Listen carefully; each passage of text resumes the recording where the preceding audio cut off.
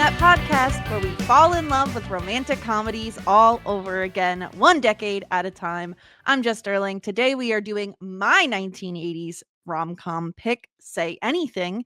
And of course, I am joined by my co-host, who is only here because he needs someone, not just because he needs me, Stuart. How are you doing? You had to quote that. The one line that I messaged you going, ew, no, I did. not a fan of that. I had Outrageous. to. You could have gone with anything. Give me my Firebird keys. No, that was the one. That was the one I had to do. Before we jump into it, before we get too far, don't forget to subscribe. You Had Me At podcast. Follow us on social media. You Had Meat Pod. And of course, follow us on YouTube as well. You Had Meat Pod over there as well. We have an email also. Stuart, if people want to send in a message, make any recommendations, really, stuff the ballot box in terms of what they want us to cover, You Had Meat Pod at gmail.com. That's where you can find us. So I'm really stoked to be here today. I'm really stoked to talk about this film. It's a classic. It's an iconic film. Listen, whether you love it or you hate it, it is iconic. Yeah, I certainly get the iconicness. Like there's some imagery from it that is just so pervasive in like the big sphere of like, media in general. And I'm surprised that it's one that I've not seen. Because generally I kind of think I've seen like the main iconic like films that are out there, especially like 80s ones. So this was a real blind spot for me. So yeah, it's good to tick it off, but also like we'll just do the whole caveat. I mean, there's a reason why we're reviewing these through the decades, is we kind of want to see how they change over the years. And if you think that I'm going to be measuring this with like a sense of nostalgia for the old ones, no, they ain't getting a pass. Yeah. If this shit has red flags and is problematic, I'm going to be calling it out because, by God, there was some stuff in this one, and we will get to it. Yeah. I really can't wait to talk about the red flag stuff because. So we'll have some graphics later on. We have segments. We're going to talk specifically about red flags. And I had always imagined in the red flag segment, in my brain, just because men, I was like, oh, we'll rate the men on how toxic they are. And then I was like, oh, wait a minute, though. What if the women are also toxic? We'll get into it. But it's the time. I mean, you can say it was the men. I mean, it's the patriarchy that ultimately is probably like influencing all of the behaviors at play here. So ultimately, I mean, blame can and probably should be apportioned to the men. But equally, I mean, like back in the 80s, I mean, maybe shit was just a little bit, not quite as up to scratch as probably what I'd say we should be. We'll put it delicately like that. Yes. So before we jump too far into it, in case you haven't rewatched this movie, I know it's a little bit hard to get a hold of. I'm going to give you a little recap here at the top. If you're joining us from Talking Shit, you're used to this. You get it. So here's a little recap of Say Anything. Underachiever Lloyd Dobler has just graduated high school and has his eye on valedictorian and daddy's girl Diane Court. Lloyd has no plans for his future except, well, Diane. Diane, meanwhile, plans to leave for England at the end of the summer for a prestigious fellowship. And obviously, she will be spending all summer with her rich father. Things change when Diane falls for Lloyd's charm between teaching her to drive stick and driving his stick, if you know what I mean. Diane is quickly smitten as a kitten with Lloyd. Her father, of course, doesn't approve because he doesn't deem her worthy of her attention. Meanwhile, Daddy Warbucks is being investigated for tax fraud, and it turns out that he has been embezzling funds from the retirees in the retirement home that he owns. Diane is torn between following her father's orders and her love for Lloyd, but ultimately ends things with Lloyd, who reacts by standing in the rain and calling her nonstop. His friend Corey, who has her own obsession with an ex, which we will talk about, tells him to be a man and basically chase her. This culminates in the famous boombox scene where Lloyd stands outside her window holding a boombox over his head, blasting In Your Eyes by Phil Collins, and she reacts by doing nothing.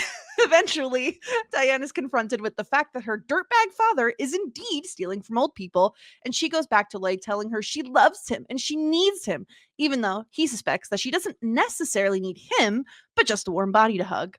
He leaves with her to go to England, but not before stopping by to see old Daddy Warbucks and the Clinker, who still disapproves of their relationship, by the way. My guy should not be throwing stones. And they Hmm. set off on the plane to England. Stuart, that's our film. I mean, when you say it all like that, sounds like a good film. Sounds like just like really low stakes in the sense that really the only main conflict is just Daddy doesn't quite approve, and she's torn between the inevitability of going to England and like kind of that summer ending. So I kind of like the fact that we do have some low stakes. How the hell they padded this out for an hour and 45, I'll never know. Like that's outrageous. Yeah, I do think we could have. I'm a big fan of like an hour and a half film. I do think we could have trimmed 15 minutes somewhere along the way.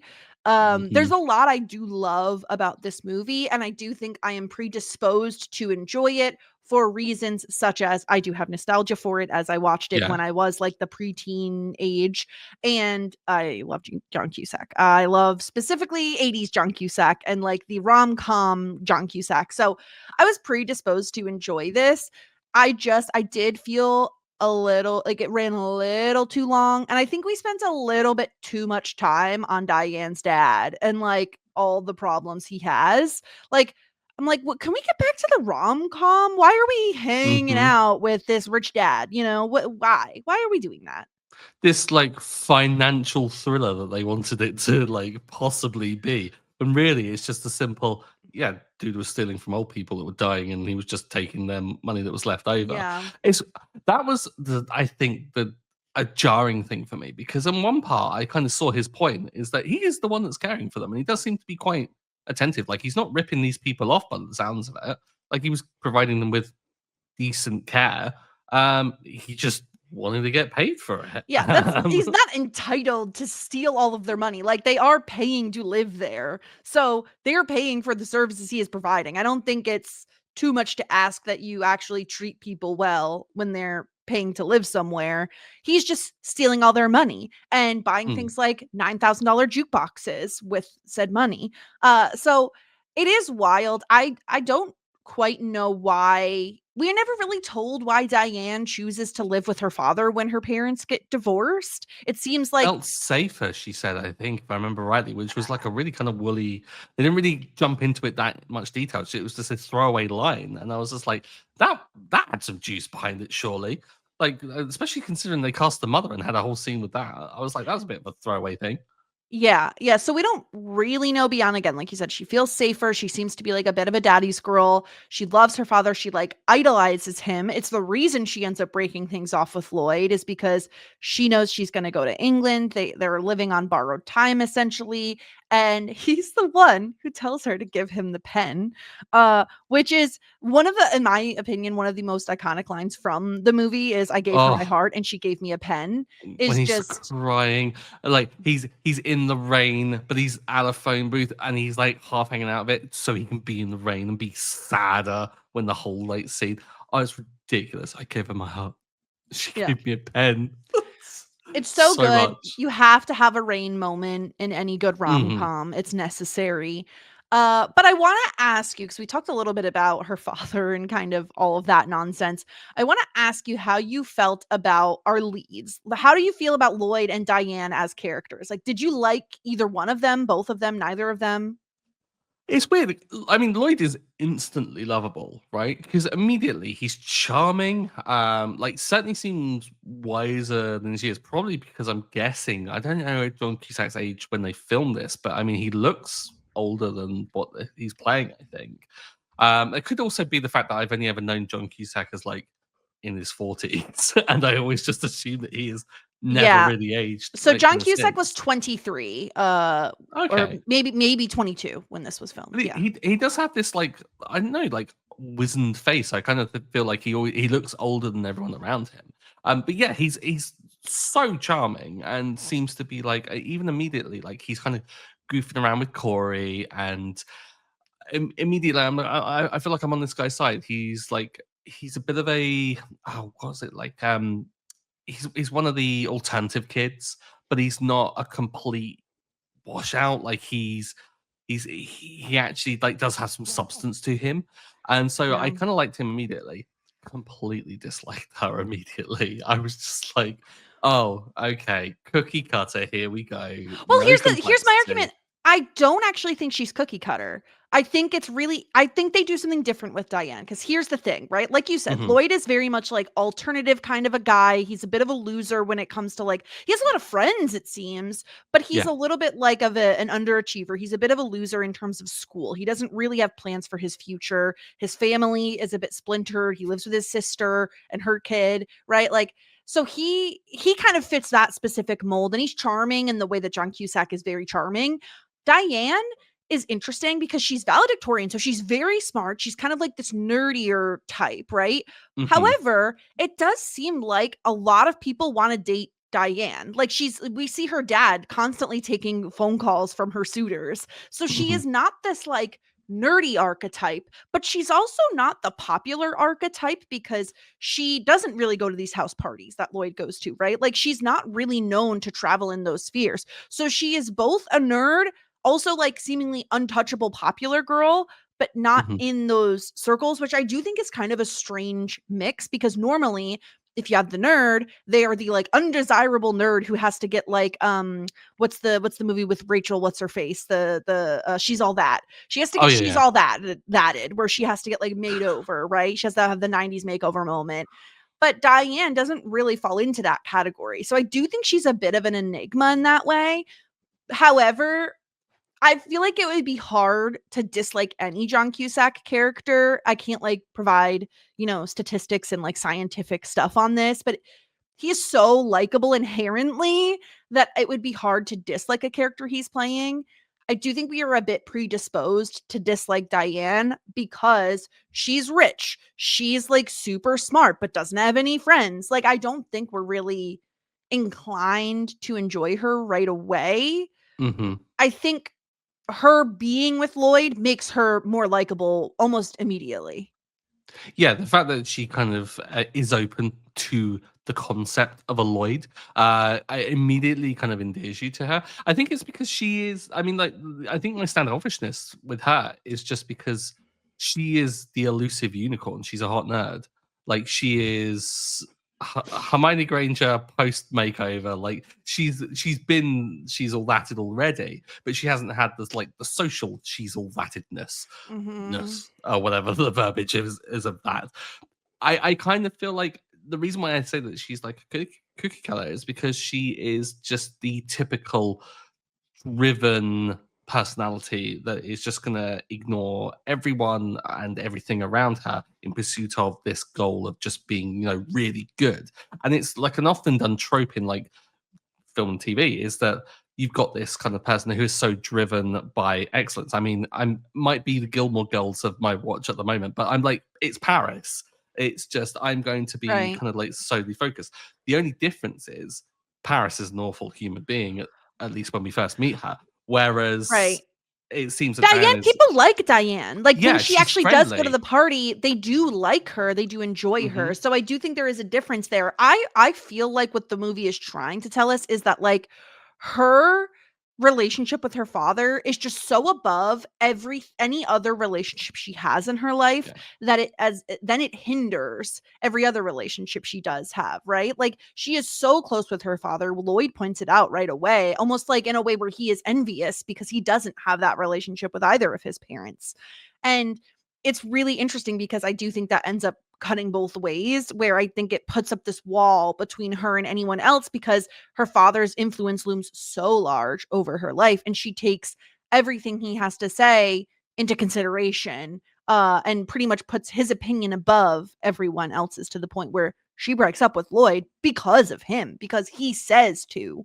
So obviously that's going to ruin how we feel about Diane to a certain extent, right? Like we're going to Hmm. feel like, wow, this sucks. Like she's really just taking her dad's side. However, watching this film as someone who is in my 30s, like, yeah, her dad is kind of right. He's a bad guy. He's a very bad guy. But she should go to England. Like, she should go to England and take this fellowship and like explore her options over there. She shouldn't be tying herself down to Lloyd, who's I mean, again, love John Cusack. I do love him. I love him so much. But like, Lloyd has no plans. When you're asked, hey, what are your plans for the future? I don't think your answer should be your daughter. Like, that's it. What do you want to get into? Your daughter. Like, what are you doing? Like, no, it's so toxic. You can't. That can't be your everything. But here's the thing, though. So this is where I think I'm probably gonna empathize with him a little bit. It's like, did you have your life worked out when you were 19? Like, did you know I thought I exactly what did. you were gonna? Well, yeah, you thought you Thought did. I did. Yeah. Yeah, but like I think there's a almost like I think you're meant to empathize with Lloyd in the sense of like, oh, I'm a bit lost. I haven't quite got everything worked out, and so therefore it's a bit more like understandable at least. Because I mean, I don't think this film, when it was written, is being pitched to people in their 30s. Like it's being pitched to like No. teens, and I think every teen watching it is going, I don't know what I want to do. Oh, Lloyd is like me and Lloyd. Yeah, we get And it. he knows Whereas to too, like, right? Like he says they're all stupid because they think they know what they want to do, but they really have no idea. They're saying one thing when he's talking to like the guidance counselor. He's like, they really don't actually know what they want. He's really wise in that yeah, way. However, I still don't think the answer is like, I want to spend every waking second of my day oh, with my oh like yeah, partner, you know? yeah. I mean, the plan should be I have something in the motions to try and work out what I want to do. Like I'm gonna go off to college. I'm gonna go off like overseas and study or something, or I'm gonna take a job and just get the feelers for like the working world. It's that unknown of just I'm kind of being pushed into the army and I don't like that. So it's like, well, that's not really an answer, Lloyd. Like, so I guess where we're coming from there. But I don't know, like to have your entire life worked out at 19, I'm just like, that's back off. I was like, go Yeah. away. It's too much to ask of any person, and obviously her dad is asking from, like, a very big place of privilege where, like, you Mm, know, they have money, they have which breeds options, right? Like, it gives you options having all this money. He doesn't have that. He literally lives with his sister. His parents don't, like, want really much to do with him and are, like, advising he go into the army, which he doesn't know what he wants to do, but he knows he doesn't wanna do that. And so mhm, it's he's really stuck in a very tricky situation. I do think like despite the fact that I think it's a little toxic that like he's so obsessed with her, like so obsessed with her, only wants to spend time with her. His love is so pure and genuine that like you have to appreciate that, right? Like there are some really lovely scenes. I think one of the most iconic image is definitely the boombox moment, but I think one of the more iconic tropes that gets carried on from this movie is the like learning how to drive and like teaching yeah. your partner how to drive, especially stick shift. I feel like that's a big thing. Which you're in England, Stuart, so like do you know how to, I know this is more of a common thing, like you don't have automatic Is cars, right? Or you we did, but we you do, we but yeah. we do have Sorry. some, yeah, but they're not as common, and it's also generational. Like the more and more electric cars come in, like the less you need like a gear shift kind of thing. But yeah, I learned in a manual car. Like it's not that complicated. It really isn't. I don't know I why don't know how Americans make it to. out to be the most complex thing in the world. It's It's like scary. The noises that it makes when you're like it shifting can sounds horrifying. it can be, but you get so much more control over the acceleration. Like if you want to like Sure. go, you can go. Like you don't have to wait for like the But automaticness of it all to like kick in or whatever. Like I don't feel right. like you get the responsiveness, but that's just something altogether. But like it really isn't. Like once you get the idea of like just balancing the two pedals, you're away, and it's not even like you're balancing two pedals. Like you're using one foot at all times. Well, actually, no, you're not. You're using 2, Talking one about for the talking about clutch and one for I'm the t I'm talking out my arse. Yeah, you're using yeah. both. But that's Yeah. the thing though, So because if you were, because here, or at least around where I live, I should say, there are a lot of highways. And so like if you're driving a long distance, like when I go to my parents' camp, right? Like it's like 2.5 hours, I want to be able to use cruise control. Like manual cars don't have cruise control. You can't cruise control. There is no cruise control. yeah. Well, I mean, just stick it in fifth and don't change your speed. Like easy peasy. It's easy. Anyway, I've never learned. I always thought it was so romantic though. Like it always seemed It so is. romantic to It me. There really is. Like the whole like they're teaching you a skill, and especially when they're not. Because I'm not sure if like who taught you how to drive. Like, did you have like some school thing? I know that some Americans have We like have, so it's there's part of their driver's school. ed, yes, but like my dad took me out first, and then I did do driver's ed later on, but that was mostly to get like a better price on car insurance. Like Did it you end up wasn't shouting at each other? my dad. No, I was Okay, terrified the first time, and he did say to me, because you know, in America we have like the yellow line is in the center and the white line is on the side, and he was like, weird. you are so far like on the white line, because I was so scared when cars would come at me. I'd be like, ah, and like move more to the right, stay away from them. And I was going really slow, but like no, we didn't shout at each other. My mom Right. always refused, with my brother and myself. She wouldn't get in cars with us until we were like had already driven with my dad once, because she did the thing where she would like, the moment you come to a stop or like a turn, she'd like grab on to the side, which is like terrifying as the driver too, because you're like, what am I doing? Not cool. No, Not cool. my mom's not the coolest cucumber around. Yeah, I think there's always just that worry though that when people like teaching people to how to drive and stuff, there's like it could just. I mean, it brings out the worst. I think in parent-child relationships of like the parent being like, "No, do this," and the child being like, Mhm. "No, like I'm not going to take instructions." So like, so for Lloyd and Dan to do it, it's like quite romantic in a way, and especially like because he's a okay teacher, like he's kind of telling her exactly what she needs to do, and like he's being really encouraging with that, and it's not being too patronizing, being a little bit, but like I think you have to be when you're teaching someone. So like I think that that's just a great memory to like come about. Probably good to have that memory and not the other memory from the car, which I have to talk about because it was just the most cringeworthy thing in the world. This is a thing though, right? Where it's like, especially I think in the 80s and 90s, it was like you would drive to some like lookout point, like depending on, this takes place Hmm. in Seattle, but like, you know, there's California, there's like makeout spots or whatever. And you park the car and then you go have sex in the back seat. Like this was like a thing that is shown on movies constantly. Um, the way they kiss was like, it was really bad. Oh, it was just, it was just the mouse was just like, okay, of course they're kissing. The mouse are gonna be close, but when they're not actually kissing, it's too close. They're just like there, and he just licks her. Licked inside her mouth, which was so gross. And I was, here's the thing, they oh, can kiss like well, like the chemistry was there in an earlier scene. There's a scene where they're like walking in like some really nice naturey moment, and she's wearing this white dress, and then this really mhm. romantic kiss that I thought was really beautiful. But the car kissing wasn't, and he's like Yeah. sweaty, like there's like you could see the dribbles, Well, you he's know. just been blowing out her back in the back seat of his car. Like, of course he is. But I don't need to see that. It's a film. Well, exactly that. Yeah. Make me think It that's was not how just it is. oh, it was just too much. You say that like they could have good kisses elsewhere. Every time they kissed, I felt like John Cusack was about to eat her face. Like it was just, it was very kind of like open mouthed and like oh, like Yeah. oh gosh, Well, no. speaking of, so I don't know if you, I was, of course I read the IMDb of every film I ever watch. And there was like this interesting tidbit about Ione, I think her name is, Skye, who plays Diane, and John Cusack talking about like, oh, they had never like actually dated in real life, because in the film they were both attached to other people at the time. But apparently she came out with a memoir just this year saying that while that was true during filming, they did get together years later after she got a divorce in 99.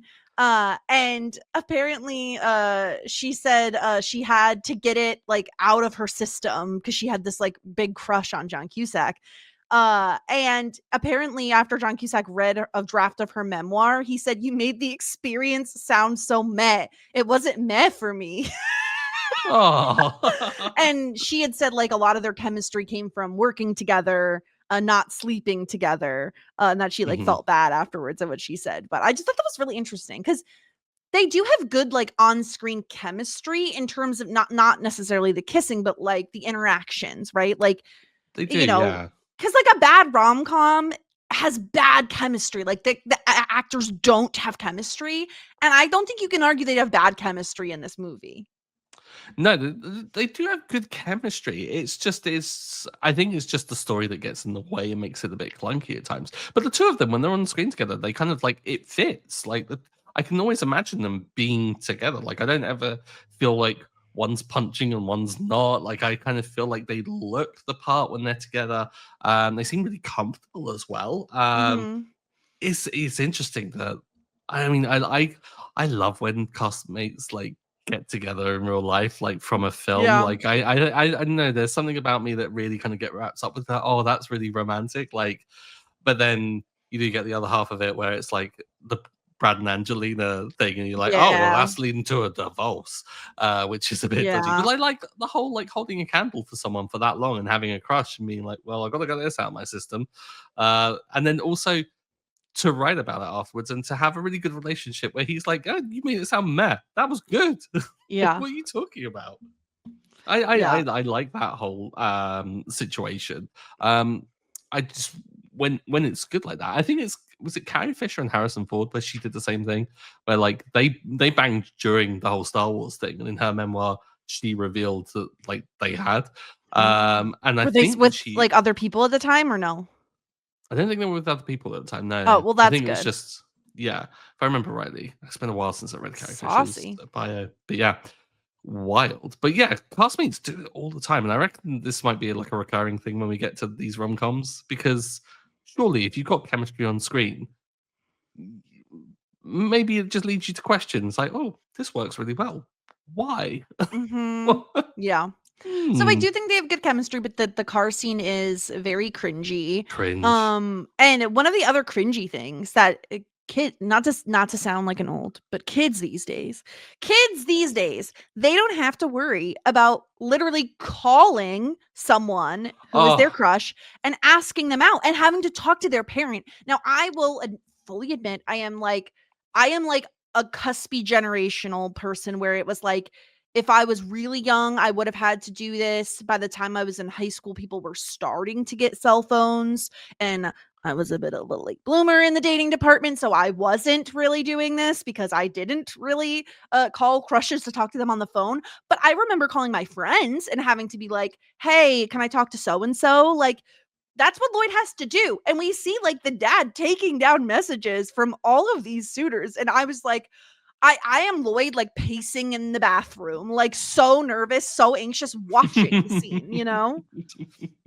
I love that. I mean, yeah, because I'm a smidge older than you. I'm not gonna say how much. I'm not gonna like reveal that. But yeah, the whole calling up a crush is just too relatable and just begging, begging that they answer, and then inevitably their parents answer because like we start getting like mobiles as well, but like call costs back in the day, Yeah. jeez, like you had to use the parents line. You could You there's had to no use way the I'm paying for landline. that. Yeah, we couldn't Yeah. text. Like I didn't have texting until I was like out of high school. So Uh, you certainly well, I mean, some people did, but I didn't. So like you couldn't just text someone. Like you could go on AIM, right? But like yeah, it's a very just wasn't the different same. time. No, Wasn't the it was a very same. different I time, and I loved it. I love that you were an AIM user. We were MSN Messenger over here, and the whole nudging and your whole screen would Yeah. shake and all I the can stupid still crap hear like the, that. like, the door closing and opening when, like, people would come online or go offline on AIM. There was, like, a specific noise. You don't know what I'm talking about. Uh, It was just, like, the noise of, like, a door slamming shut if someone signed off and, like, a door I, opening if someone signed on. I just remember the message tone of just bum bum bum Yeah. bum bum bum over and over again, and all the people like changing their little screen names to something like either Yes. a lyric from a song that was like trying to convey their That was true your, like, away emotions. message. Yeah, like, it's like, "No one Yeah, talk to me now." Ugh. yeah. And Oh, it oh. it's, like, so fraught.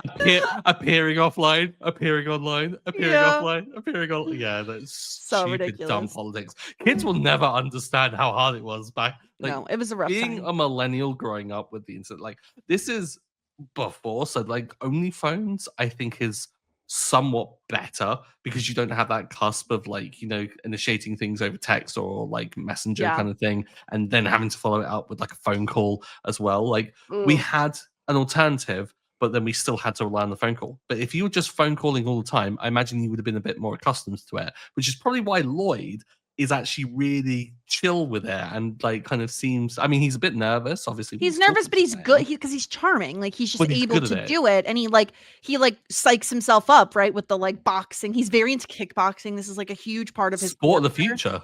Sport of the future. I will say, I did enjoy the relationship with the little nephew with the little mullet. Oh, He was very cute. adorable. Yeah. Yeah. So good. Obviously, Joan Cusack, an icon, a legend. Nepotism. I don't care. Hire her. Put her in everything. I won't complain. Exactly. Won't find me complaining. So yeah, they were very cute. But Diane breaks things off, right? Like she gave me a pen, the whole situation.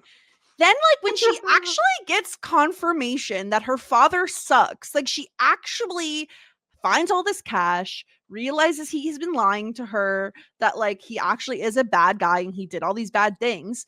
It's like she doesn't have anybody because, again, she doesn't really have any close friends. And so she runs to Lloyd. And, like, I couldn't believe they actually put this in the film where he's like, oh, are you coming to me because you need someone or because you need me?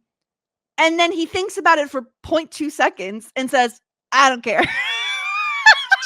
Oh, I hated this. Yeah. Like, full on was so angry. Because I was like, Lloyd, I've just lost all respect for you in this, like, one moment. Yeah. And the fact that she doesn't even go to answer it by the way in which it's at least filmed or at least written, it seems, means that we know the answer. Like, she's not as into him as he's into her.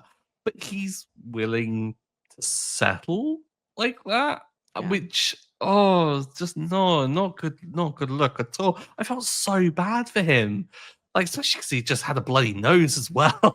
He was like clearly not having a great day. Oh, this was a bad, right?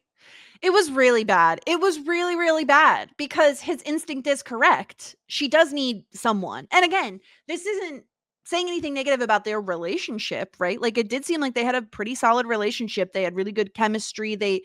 Despite their differences, they worked well together. However, it does feel like she just does need someone. It doesn't necessarily have to be him. And that's she needs unfortunate. A daddy. Like she's not looking for a boyfriend. She's looking for someone to love. She's looking for someone to look after her. That's not. It's not good. And the worst part is, right, like, I feel like they each have what the other needs in a way that is, again, I'm very much like two halves don't make a whole. Like, you should be a whole person on your own and then be in a relationship. Obviously, that's easy to say as like someone in my 30s, and like it's more difficult to actually have happen when you are so young. But he has no real motivation or career aspirations, but he has friends. He has like this charm. He has the personability. She has all of the drive in the world and like a kind of set future, right? She knows what she wants to do, or at least what she has plans to do, probably set by her father. But she doesn't have this like support system except for her father, who then is going to jail and is going to be around. So, and it lied to her basically. So they have what each other needs, but not in a way that one can't fix the other. Like, like she also needs to have her own friends, and he also needs to have a career aspiration or, again, some idea or at least trying something, right? Like trying to do something. He talks about like, oh yeah, I had this one job, but like watching the old people eat like grossed me out. It was chewed with their mouth open. And I'm like, I get it, Lloyd. I get it. But it's one can't fix the other. And so ultimately it feels like this relationship is a bit doomed to fail. I thought it was interesting that the way they end the movie was them getting on the plane and they're like, oh, the no smoking, you just have to wait for the no smoking sign. Once the no smoking sign comes on, like everything will be okay. And you do hear the ding. Sweet gesture. Right? Yeah. Well, yeah, and the ding is meant to be this kind of like old, like I guess, quite hammy way of saying, oh, everything's going to be all right. Not only in the plane, but also, the story going forward as we cut to black. A little cringy and stuff. Yeah. I kind of found it quite sweet in a way. I in a way that I was there going, this is awful, but I kind of love it. I did enjoy that. It was really nice. Like as someone who has pretty bad travel anxiety, not about flying specifically, just the whole process of it. having him be like so supportive and so kind and lovely I just really enjoyed. He's always so supportive of her. You can tell he just adores her. That's not a bad thing. It's just like, as like jaded cynics in our 30s, we're just like, this ain't gonna last. It's just like, this ain't gonna go very far. And this is probably going to be a recurring thing for anything that is like high school set, is that you kids, and this does come with that horrible kind of judgment of age. It's just like, I mean, with that comes, knowing experiences that like not every relationship that starts out really young always works out. Like I think they're really like diamonds in the rough, those kind of relationships, and they really are kind of true love situations, or maybe just people are settling. But I mean, don't let me judge your relationship. I mean, but I feel like, oh gosh, I just feel like both of them are settling and not really exploring their true worlds. Like I love that anecdote about them actually shacking up later in life, because I kind of feel like if Lloyd and Diane did that in this story, I'd be all here for it, because they've gone off, they've explored other avenues, they've kind of like tested the waters of things, they know themselves, and yet they come back together. I think that's more romantic than being together from day dot. There needs to be more romantic comedies about people in their like 30s and 40s. There's so many rom-coms about young people, and it's like, it's not realistic. I mean, listen, every relationship has it's not a failure just because a relationship ends, right? Like you learn something, the timing may not work out, whatever. But like there needs to be more rom-coms about people like finding each other later on, after they've like had a whole life and after they've figured things out. Not that we ever figure things out, but I mean, a little bit, a smidge more than like what you would when you're in high school. I feel like everyone knows a little bit more than what they did then. I love it. It's just the most like, it's just the coldest take of more films about people our age and our experiences. Exactly. Stupid young kids. Anyway, the other thing that this film I think is interesting for is that it's Cameron Crowe's directorial debut as well. Which is like, wow. Yeah. It's kind of wild to think about. Kind of strong, I think. I mean, there's like a number of like, I think about like the complexity of like this, because there's a lot of throwaway shots that like clearly just set up for filmed and then just had there as almost like set pieces of like these montage scenes and stuff like that. I was like, that's an incredible amount of work to actually like go and do, especially with, like sort of this cast and like having them to just like play throughout all these montage scenes. I always think about montages of just like, yeah, okay, it's a lot of effort for a short bit of like costuming, set design, and everything like that. So I always appreciate that. There's a hell of a lot of montages in this film, with like a lot of time passing and things. People love the 80s and 90s montage, yeah. Oh, I mean, they're so good. I mean, why tell a long story when you tell a short story? For a long period of time. It's fantastic. Yeah, and we'll have to make note of the fact that it's also set in Seattle, which like, we have not enough rain. There was one big rain scene, but not enough big rain, throughout. But not enough. I mean, totally lied. I thought Seattle just constantly rained based on everyone's assumptions about it. From what I've understood, it's a lot of drizzle a lot of the time. A lot of mist and drizzle. But yeah, we'll have to keep track of like what's the most romantic city, because a lot of New York movies, a lot of California movies, a couple Seattle films that I can think of, but I feel like Pacific Northwest underrepresented in movies a lot of the time. All right, we'll track that. I want to track tropes, so I feel like we've got Rain Down as that. She's all that. Back of the car. I think that's got to definitely go on. Back of the car. Like, yeah. Back of the car. That's definitely going on there. Yeah, I feel like this is kind of like hit a load of like the cliches. Parent doesn't accept new romantic partner. Yeah. Parent goes to jail for tax fraud. Yeah.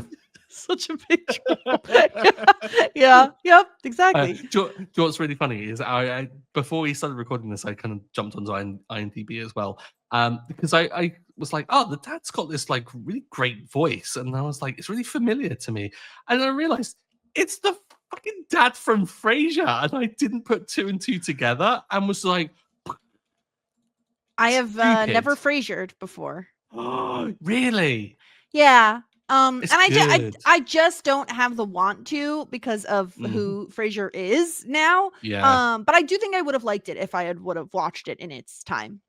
Yeah, certainly with most things comes with a bit of like a time judgment. Is that like at the time Mm-hmm. some great writing, and yeah, one of the rare things where a spin-off is probably better than the OG, Yeah. which is kind of a real rarity these days. But yeah, when I saw that, I was like, oh god, it's him. That's why he's so familiar. His face did That look makes sense. familiar to me. Now that you say that, I mean, I didn't watch Frasier, but I know of it, so that would make sense as to why he did look familiar to me. Yeah. But John Mahoney is the actor's name. Yeah, I felt like there were a load of actors in this, like kind of that had Yeah. kind of like oddly recognizable faces, like like Ione Skye. I was like, I've seen her in things before. Turns out, no, I haven't. She's not in a No, great no, deal but the much rest more. of the cast, right? Like Corey, so Yeah. Lloyd's best friend is played by Lily Taylor, which we need to spend at least 2 seconds talking about her obsession with her ex-boyfriend Joe. Oh, The fact that she wrote like 60 something songs about him. never be me. Never Never be be me. me. I mean, it's so easy to write 65, 67, or how many songs it is when the lyrics are just one line over and over again. Yeah. Or Yeah, it's Joe cries, Joe cries when he lies. So shit. so good. It was so good. It was so bad. It was so it's just painful. I feel like we're Oh, going to be saying this a lot on this podcast. It's so good. It's so good. It's so bad. yeah. All the other way around. Like it's going to Yeah. work. It Ooh. was a lot. It was a lot. So yeah, her obsession with Joe was so good. But yeah, Lily Taylor is another one. There's like a lot of random faces that just like Mhm. appear in this movie. Like Jeremy Piven as like the friend Mark, Gregory Sporeleader. I don't know what I've seen him in, but I definitely know his face. Jeremy Pippin that was. Oh my god, it was. Holy crap. Oh, Yeah, because he Phoebe give me my Newworth fiber keys. also. She's Who? the guidance counselor. Oh The yeah, Boston the aunt from Adolescent Days. no, Yes. the aunt from Jumanji. I think you'll find is her actual role. Also that. Yeah. So a lot of famous faces in this film actually. Hmm. But okay, anything else we want to discuss before we get into some of our side things here? American schools and this whole like kind of because I feel like my school's a rarity. We had yearbooks, which I think is a real Americanism that we've kind of like Yeah, we have stolen over yearbooks. here because I've never known of yearbooks up until my school was like we should have because my high Weird. school was a new school. So there was only 1 year ahead of me. So when it came out, like we were kind of making the rules up as we went along. And so of course we took media influence from all of these films. So we were Yeah. like, we want a prom, we want a yearbook and stuff like that, and thus ended up having them. Did you get all yours signed by everyone? Did you get nicer messages than we wish we knew you? No, so Sarah and I always joke about this over on Shit 90 Shows Taught Me with yearbooks. Like if it was your friend, if it was someone you were really close with, they got like a prime spot. It was like, I get this page. Like I will Oh write, wow. I will fill the page. Then you had friends where you were like, we're close, you're in my friend's circle, but we're not like best friends. And they'd get like a good chunky paragraph. And then you would get people who you like are acquaintances with who but like you're not friends with, and you'd get like hags. Have a good summer. Like that's all you'd get, like hags. Like you wouldn't get anything else. Just hags. And that's how you know you weren't actually friends, is if you got hags. Wow. Yeah. That's so funny. I had Yeah. someone she was a really good friend, but her picture was I mean, most of our pictures were all awful. Yeah. But she spent most of hers just going around to everyone saying, "Can I sign your yearbook? Take it." And then she just scribble out her face on it. And she was like, "I hate that picture so much." We would definitely like mustaches and devil horns on like people we didn't like. Yeah. Yeah. You were a real nerd if you asked like teachers to sign your yearbook. Like you were Oh, a really? real nerd. Yeah. I did What if not you do got that. friends and teachers? Then you're still a real nerd. Oh, we all got our Such a teachers to loser. sign ours. Such a loser. Yeah, no. Unless you were like, and I guess there's one exception. If they were like a cool teacher and like you were a senior or something and you were going to Hmm. graduate like that year and like that's a little maybe. Yeah, so we had a form tutor who was like our teacher through like 7, 8, 9, 10. Yeah, for like 4 of like the main years of like high school. Mhm. And yeah, I remember when we on our last day and stuff, we actively went hunting for her because we were like we hadn't seen her all day and stuff because she wasn't teaching us in our like last thing. So she had a different class. And so we went and found her, and she was so touched by the fact that we came to see her. She burst out crying the moment she saw us all, and then was just like, Oh, ah! And we were like, yeah, sign the book, stop crying. that's cute. That's And then we cute. found out that she'd shacked up with another teacher. We were all like cheering from the sidelines. Yes. Nice. Love that for her. So Incredible. stupid. Okay, well, let's get into some of the segments we have here for this podcast. These might change as time goes on, but we'll see. I do have some like graphics, which should also be Hmm. fun.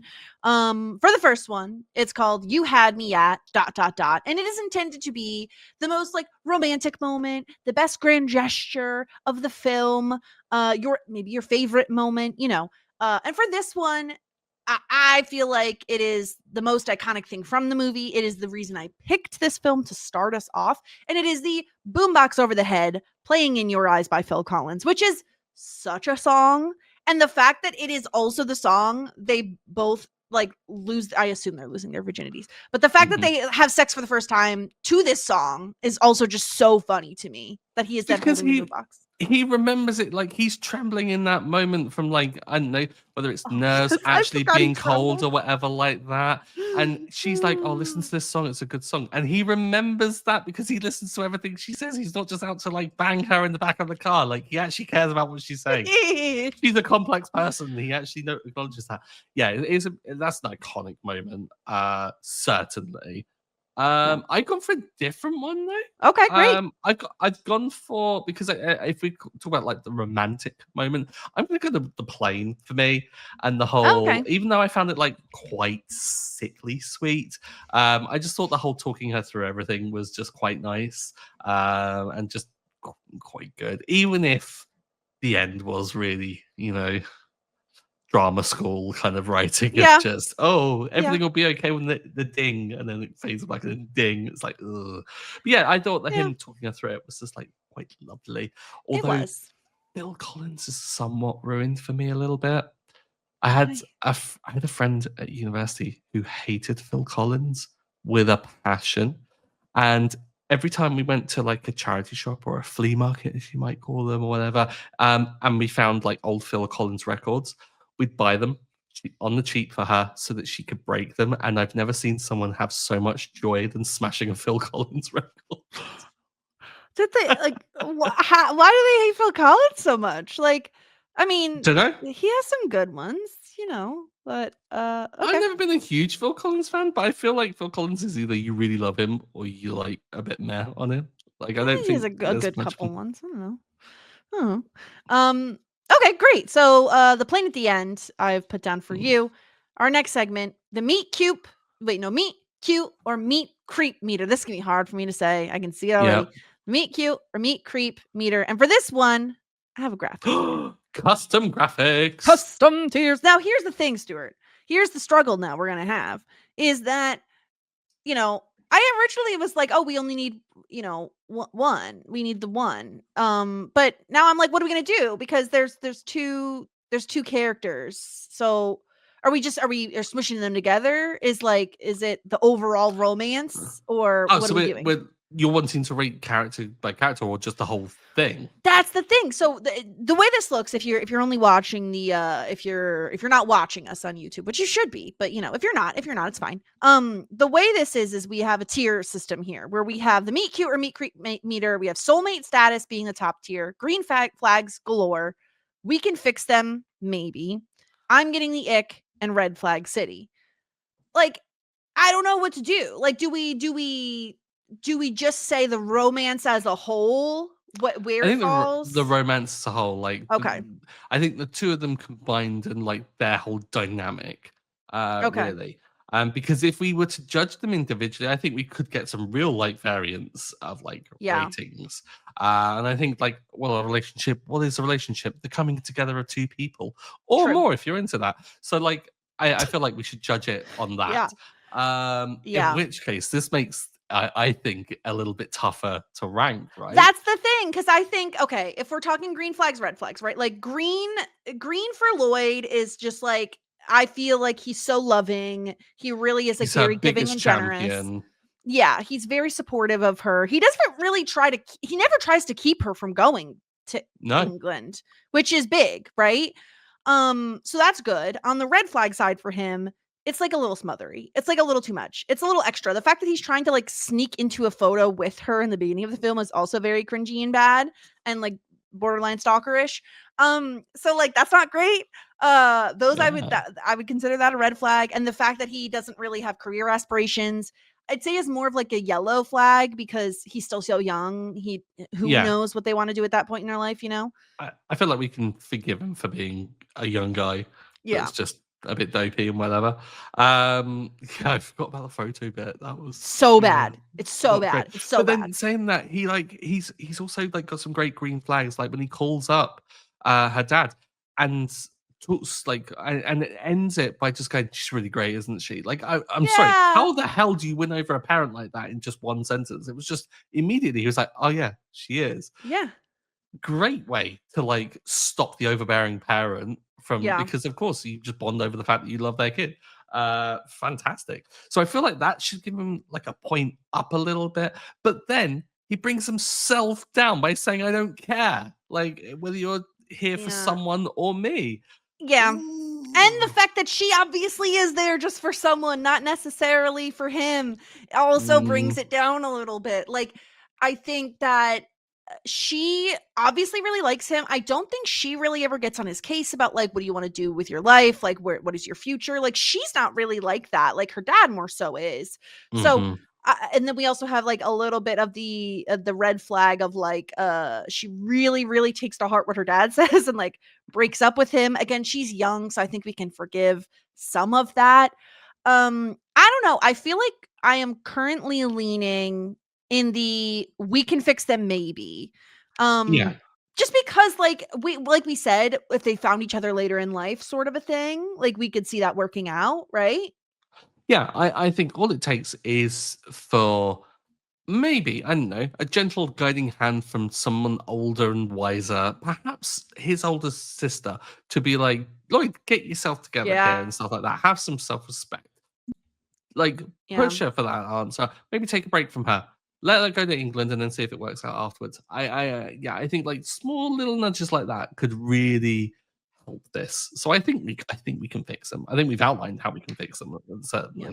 I think so. We're in the average tier currently. We're in the middle tier for this couple, which I think is a great start. I think that's like a perfect start for honestly for this. So we can fix them. Maybe. We'll see. I don't feel like we. I think it's fair to say that I don't think we've had the ultimate romance in our opening film. And I don't think we'll find it in the rest of them because I don't know. I'm skeptical. Listen, there's we'll see. You never know.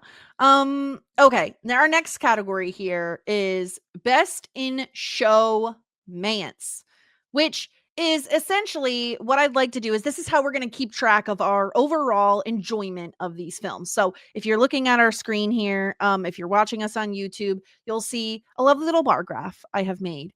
And we're each going to get a score. We don't have to agree. I think that is like the lovely business is that we can disagree on what we think. And I would love for this to be a score from 0 to 10.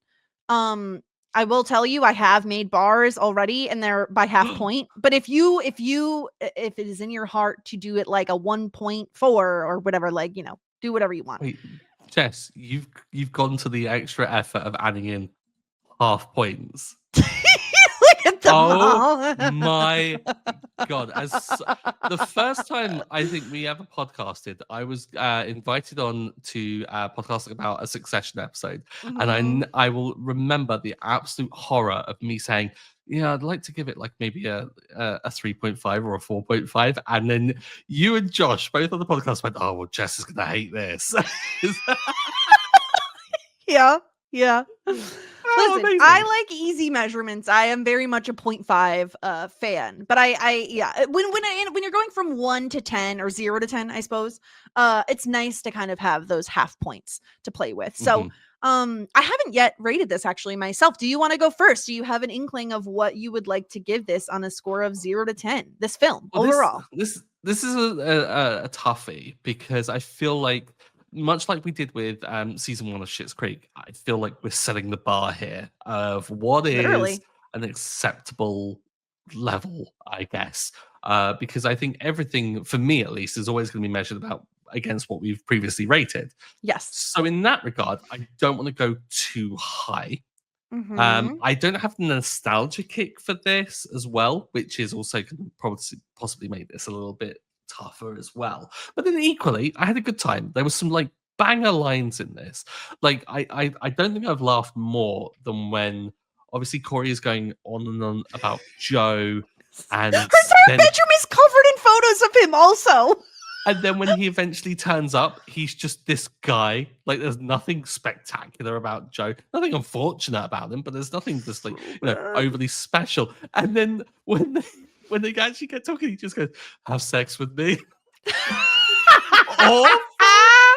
Oh, it was Yeah, he's just a so dirtbag, that Joe. funny. Like the whole opening thing, I'd say like if I was to take it just on the opening, I think I'd rate the whole thing much, much higher. I think it just dips when the romance comes into it, which It's is fair, not a yeah. great sign for rom-com. So I'm thinking, I don't know. Oh, is this gonna be too harsh? 6.5? 6.5, okay. That's what I'm thinking. We've What about got our you? first score. Um, I don't think that's harsh at all, actually. I thought you were gonna be lower. I thought you were gonna come Oh, in maybe okay. like a I mean, 4. I can do. And funnily enough, I actually was thinking of giving it a 6.5. And Yes. I think it's I might bump it to a 7 just from I think it affects a lot of movies going forward. Like I think it really kind of sets the tone for rom-coms. Like it really does Hmm. like we have okay, the things it has going for it, I think there's chemistry between the two leads. John Cusack is so charming. Like he's so supremely charming. I also like that both of these characters are fairly normal, right? Like neither Yeah. one of them are like insanely beautiful, gorgeous, and like unattainable, right? Like they do kind of seem like normal people. Hmm. I think the rest of the cast is pretty fun. Like we get some interesting other characters. The Corey bit will never not absolutely kill me with her obsession with Joe. Her singing, all of it is so, so funny. And I do think like the romance works. I think it doesn't have some of the really big red flags of like he wants her not to go to England. She's pressuring him Hmm. about his future. It misses those tropes, which I like. I like that we don't have those. So I think I'm going to give it a 7, just because I do think it's a strong start. I will color these to differentiate them. I promise. Um, Hmm. I do think it's a strong start for this experiment here. So I'm gonna go with Yeah. a 7. Yeah, I think you nailed it in the sense of like this film introduces like an iconic scene. Like the boombox thing, I think is hard to really downplay. And I know that we dwelled on it a little bit, but I think that there is a real importance of it in terms of how it frames rom-coms going forward. That's grand gesture of just like when things are just awful, of just doing that. Now the problem is that so many rom-coms in the future take that as being like that will fix everything. And what they Yes. don't learn from this film is that she doesn't immediately jump into his arms because of it. It's that and a number of other things that makes her realize that he actually does love her and care for her and is a good fit for her. But she is shackled by obviously the direction from her father and the whole situation with Yeah. that she doesn't. Whereas I think future ones would be like grand gesture, fixes everything, everyone's happy ever after, which is a bad thing to take from it. But that thing, certainly, like everyone wanted the big boombox moment for their film afterwards. And so this one nailed it. And so for that, I feel like you have to reward it, which is Yeah. why I'm not going to change my 6.5, even though you've given it a 7. And I feel like generally 6.5 and 7 is maybe a bit too high on it on reflection, but I'll deal with it. I'll deal with it. I just think it's like again, like you said, it's tough because we're just going into it. It's the first one. It's Yeah. gonna kind of set the tone in a way, and that puts us in a little bit of a tough spot. But Yeah. I like these scores. I think these work. Um And those are our categories that we have. So we'll be tracking all of those every week, and I'm excited to see this bar graph fill out. I love a bar graph. I had a really fun time making these graphics for really I made one of them while I was watching the movie too because I was just enjoying myself so much. But yeah, now let's get into some feedback for the week. We did get an email from Jen that says, well, if it couldn't be Parks and Rec, the next best thing is a great rom-com podcast. As a rom-com connoisseur, I can't wait to listen along to all the new shenanigans you two will get up to. Mostly, I'm just happy you're continuing on. And then Jen gave us some really incredible recommendations throughout the decades. So for the 80s, When Harry Met Sally, of course, because it's the GOAT. I'm not disagreeing with you, Jen. I adore When Harry Met Sally. Princess Bride, which I think counts. It does count. 100% counts. It was on our list. As you wish. It definitely counts. In the 90s, Strictly Ballroom. Can't Hardly Wait, which doesn't totally hold up, but it's a fun ride. I feel like Can't Hardly Wait. I feel like you were either like a Can't Hardly Wait person or an American Pie person. And I was an American Pie person. So I've seen Can't Hardly Wait, but it wasn't like on my rotation. I have never heard of this film, and I'm just looking it up now. Yeah. Even the poster looks like American Pie. Yeah. They came out, weird. I feel like, decently close together. Never Love You. Love her. But anyway, yeah. The Wedding Singer, also somewhat problematic. Get It Together, 90s. Listen, the 90s had a time, and I love The Wedding Singer.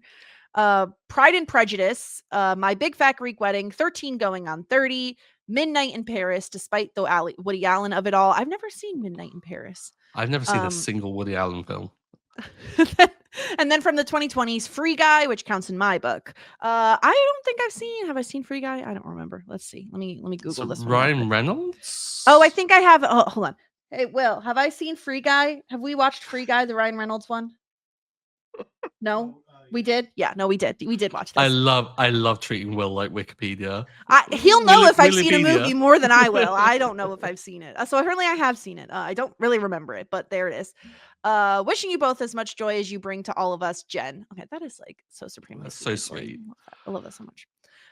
So yeah, Jen, we will just say some of these are on our list of potentials. So perhaps you'll be seeing them, and maybe we can always add some. We can make our own rules. We've long said this is our podcast, and we'll do whatever we want. Exactly. So I have not picked any of mine. Like I'm going into each of them. Like I will pick in the moment of what I'm feeling, and what I feel is going to possibly be a good compliment to what we've just watched or whatever. Whenever it's my pick. So yeah, so I love it. Keep sending them in, and you might influence it.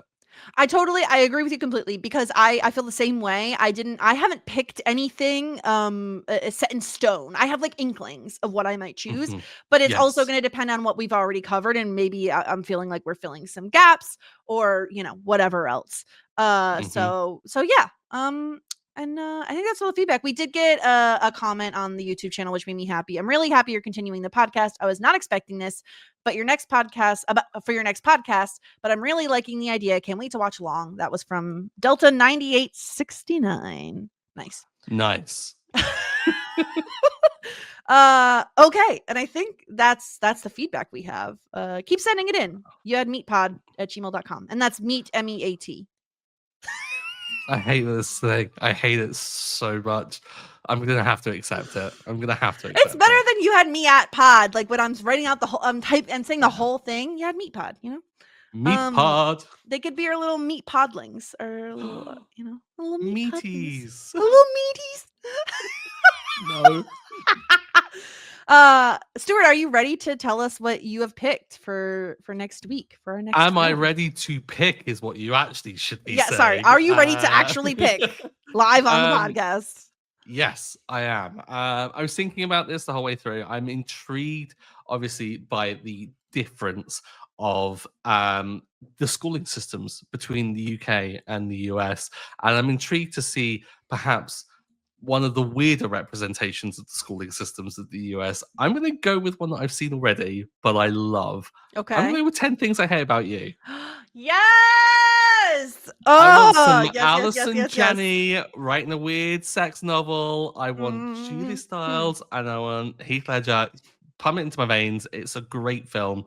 I feel like this has both great green flags, but also a tremendous amount of red flags. Yes. And also a bit of Shakespeare. Let's get educated, people. It's so good. I hate peas. Like, it's just so good. I love this movie. I love this movie. Kitty cat. It's so good. I love this movie so much. This was definitely on my rotation of 90s classic rom-coms that I watched. I adored Heath Ledger. Like, when I was a young little preteen and I dreamed of getting my first kiss, it was at a paintball thing because of Heath Ledger. Like, literally because of him. I can't wait. I want to quote the entire film right now. I'm so excited. So that'll be really, really fun for next week. I cannot wait to talk about that movie. And we're going to have more than one relationship actually to, I think, kind of discuss here. Exactly. So that'll be interesting. Yeah. Mm-hmm. Awesome. Well, send in your feedback. You had me at pod@gmail.com. You have 2 weeks. We're not recording for, well, let's see. Get your feedback in by the 19th. Is probably like a little early on the 19th, maybe the 18th. Yeah. Send in your feedback by then if you want it to be heard on the podcast. So you have a week and a half to get that done. Yeah, plenty of time to go watch the film, obviously, to give people a bit more time to like watch in between these episodes. Give us a bit of time to like formulate our thoughts on it as well. And yeah, give up the relentless week-on-week podcasting that was talking shit. Yeah, relentless. We're no longer relentless. The other thing is, Stuart, is I didn't write in what we're doing to sign off. So now I don't know what to do. We are flying without a parachute right now. What are we doing? What are we going to do? What are we going to say? I mean, we can still stick with the old one. Best wishes and warmest regards, but that's not, I guess we can temporarily. Maybe maybe listeners should send what we should say. Yeah. Is there like an iconic ending to a rom? Oh, like I'll have what she's having. Like, I don't know, like a thing. I don't know. Wait. How about I give you my heart and you give me a pen? Okay, there you go. At least maybe we change it. Maybe we change it every time to fit rom-com. That sounds like a lot of work. I don't know that I want to do that. Yeah. Okay. I mean, like, listen, Stuart, I gave you my heart. And I'm giving you this goodbye. Get out of there.